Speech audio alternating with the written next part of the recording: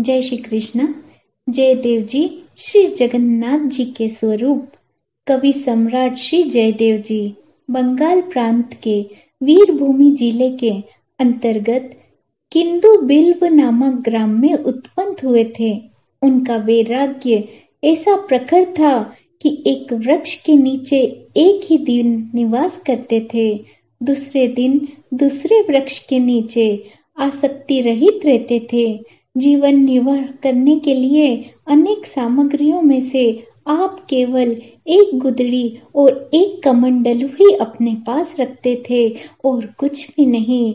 सुदेव नामक एक ब्राह्मण की कोई संतान न थी। उसने श्री जगन्नाथ जी से प्रार्थना की कि यदि मेरे संतान होगी तो पहली संतान आपको अर्पण कर दूंगा।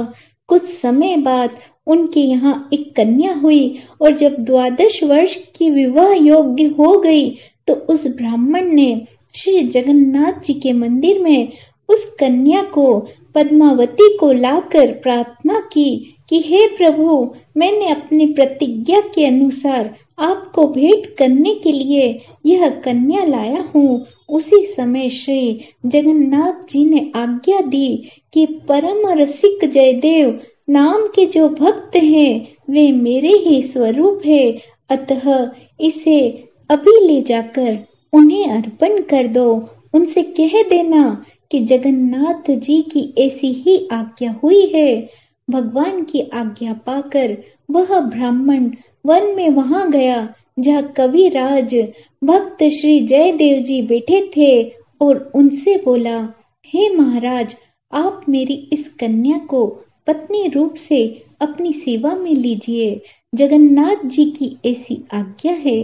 जयदेव जी ने कहा, जगन्नाथ जी की बात जाने दीजिए। वे यदि हजारों स्त्रियां सेवा में रखे तो उनकी शोभा है, परंतु हमको तो एक ही पहाड़ के समान भार वाली हो जाएगी। अतः अब तुम कन्या के साथ यहाँ से लौट जाओ। ये भगवान की आज्ञा को भी नहीं मान रहे थे। यह देखकर ब्राह्मण खींच गया और अपनी लड़की से बोला, मुझे तो जगन्नाथ जी की आज्ञा शिरोधार्य है, मैं उसे कदापि टाल नहीं सकता हूँ। तुम इनके ही समीप स्थिर होकर रहो। श्री जयदेव जी अनेक प्रकार की बातों से समझाकर हार गए, पर वह ब्राह्मण नहीं माना और अप्रसन्न होकर वहां से चला गया। तब वे बड़ी भारी सोच में पड़ गए। फिर वे उस ब्राह्मण की कन्या से बोले, तुम अच्छी प्रकार से मन में विचार करो कि तुम्हारा अपना क्या कर्तव्य है और तुम्हें कैसा पति होना चाहिए। यह सुनकर उस कन्या ने हाथ जोड़कर कहा कि मेरे वश में तो कुछ भी नहीं चलता है, चाहे सुख हो या दुख हो, यह शरीर तो मैंने आप पर न्यौछावर कर दिया है। श्री पद्मावती जी का भावपूर्ण निश्चय सुनकर श्री जयदेव जी ने निर्वाह के लिए झोपड़ी बनाकर छाया कर ली। अब छाया हो गई तो उसमें भगवान श्री श्याम सुंदर की एक मूर्ति सेवा करने के लिए पधार ली। पश्चात मन में आया कि परम प्रभु की ललित लीलाएं जिसमें वर्णित हो ऐसा एक ग्रंथ बनाऊं। उनके इस निश्चय के अनुसार अति सरस गीत गोविंद महाकाव्य प्रकट हुआ। गीत गोविंद लिखते समय एक बार श्री किशोरी राधिका जी के मान का प्रसंग आया।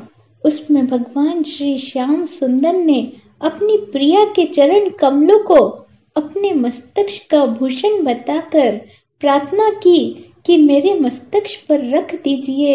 इस आशय का पद आपके हृदय में आया, पर उसे मुख से कहते तथा पद्मावती द्वारा ग्रंथ में लिखाते समय सोच विचार में पड़ गए कि इस गुप्त रहस्य को कैसे प्रकट किया जाए।